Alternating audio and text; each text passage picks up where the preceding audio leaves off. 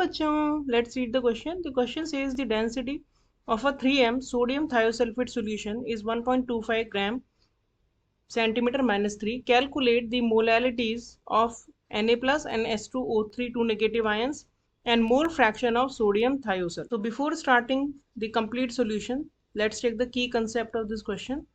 So key concept of this question is that formula for molality is equals to moles of solute divided by mass of solvent. हमें molarity दी है लेकिन हमें molality निकालनी है, ये लेना होता है हमें किलोग्राम में। और मोल फ्रैक्शन हम कैसे निकाल सकते हैं? मोल फ्रैक्शन का फॉर्मूला होता है मोल, जिस भी कंपोनेंट का हमें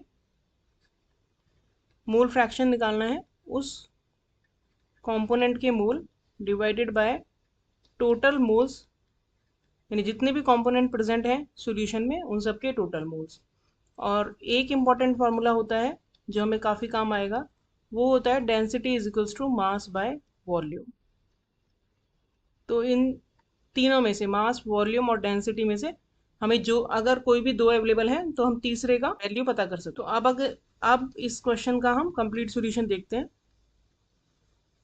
तो हमें दिया है 3m sodium thiosulphate solution, sodium thiosulphate Na2S2O3।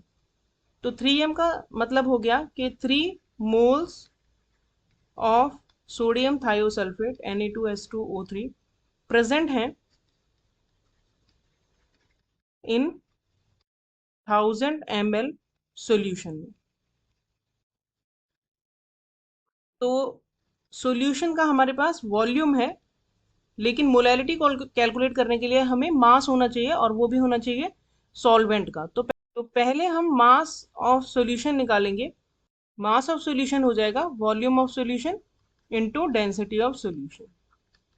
अब वॉल्यूम ऑफ सॉल्यूशन हमने देख लिया 1000 ml है, और डेंसिटी जो है वो दी है 1.25 ग्राम पर सीसी, या फिर ग्राम पर सीसी को हम ग्राम पर ml भी बोल सकते हैं।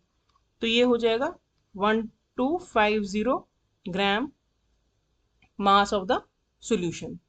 अब मास ऑफ सॉल्वेंट कैसे निकाल सकते हैं? अगर हमें मास ऑफ सॉल्यूट भी पता हो तो सॉल्यूशन माइनस सॉल्यूट का मास हमारा सॉल्वेंट का मास निकल जाएगा। तो सॉल्यूट का मास कैसे निकालेंगे? सॉल्यूट का मास निकालेंगे moles of solute into molar mass of the solute, क्योंकि मोल्स क्या होता है? मोल्स होता है mass given into divided by molar mass. Solute हमारे निकले हैं 3 और मोलर मास सोडियम थायोसल्फेट का होता है 158। तो इनको अगर हम मल्टीप्लाई करेंगे तो ये हमारा आ जाएगा 474 ग्राम। तो मास ऑफ सॉल्वेंट हो जाएगा, mass of solution minus mass of solute.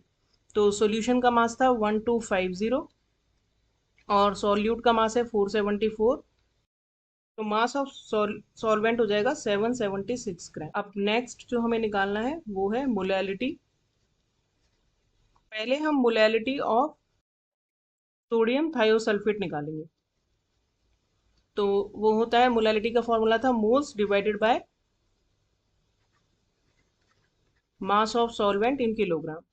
तो 3 मोल्स थे और इसका molar mass, mass of solvent 776 निकला है। तो 3 डिवाइडेड बाय 0.776, तो ये हो जाएगा 3.865 m। तो ये तो हो गई मोलैलिटी Na2S2O3 यानी सोडियम थायोसल्फेट की।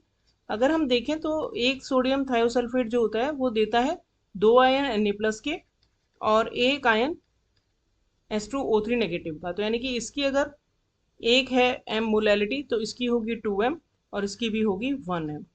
तो मोलैलिटी, इससे हम कह सकते हैं कि molality of Na+ twice the molality of Na2S2O3। तो 3.865 को 2 से मल्टीप्लाई कर देंगे तो we will get 7.73 m which is the molality of Na+। और इसी तरह से molality of S2O3 2 negative same हो जाएगी as the molality of Na2S2O3। तो ये हो जाएगी 3.865 m। हमसे क्वेश्चन में पूछा है mole fraction of sodium thiosulphate, तो उसके लिए हमें मोल फ्रैक्शन निकालने के लिए मोल्स ऑफ सोडियम थायोसल्फेट चाहिए होंगे। मोल्स ऑफ सोडियम थायोसल्फेट तो हमारे पास ऑलरेडी हैं, जो कि 3 मोल्स हैं, और मोल्स ऑफ सॉल्वेंट भी हमें चाहिएंगे ताकि हम टोटल मोल्स निकाल सकें। तो मोल्स ऑफ सॉल्वेंट हो जाएंगे, सॉल्वेंट हमारा वाटर है, और मास जो था वाटर का वो आया था 776 divided by molar mass of water which is 18 का हम करेंगे तो हमारे पास मोल्स ऑफ सॉल्वेंट आ जाएंगे 43.1। तो अब मोल फ्रैक्शन ऑफ Na2S2O3 हो जाएगा sodium thiosulphate, moles of sodium thiosulphate 3 divided by total moles यानी 3 प्लस 43.1, तो ये हो जाएगा 3 डिवाइडेड बाय 46.1, और कैलकुलेट करने पे ये आएगा 0.065। तो हमारा दूसरे क्वेश्चन का आंसर हो गया 0.065। So we have completed the whole solution. Hope you understood the solution well. Thank you.